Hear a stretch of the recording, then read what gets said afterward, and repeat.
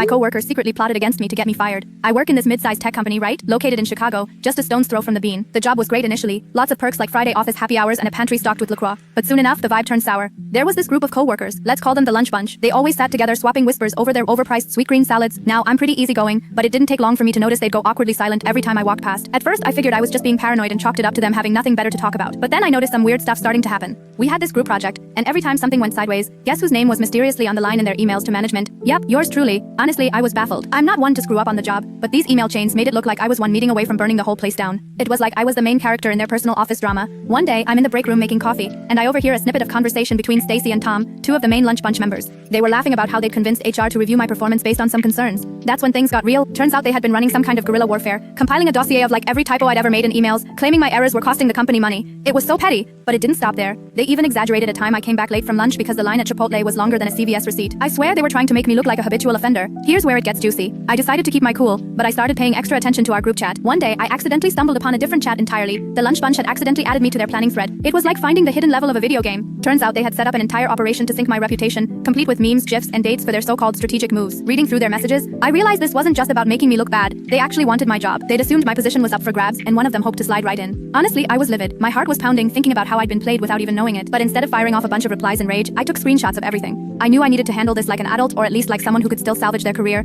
I compiled the screenshots into a neat little folder and scheduled a meeting with our HR rep, Linda. She's an empathetic, no-nonsense type who always wore cardigans with cats on them, like your favorite aunt, but with administrative power. As I laid out everything for her, it felt like watching a dramatic Netflix series, but the main plot twist was reality. Linda was stunned. She promised to look into it and thanked me for coming directly to her. A week later, HR sent out an email about the importance of professionalism and stated that a few employees were let go due to breaching company ethics. Rumor has it Stacy and Tom were escorted out, clutching cardboard boxes of their desk junk. Since then, the atmosphere has mellowed out, and I've actually found myself enjoying those Friday happy hours again. Looking back, it's still hard to believe how petty people can be when they think they're entitled to something that isn't theirs. I guess the moral here is, if you're gonna play dirty, make sure you don't accidentally invite your target to the game. Now I'm just wondering if anyone else has dealt with coworkers this shady.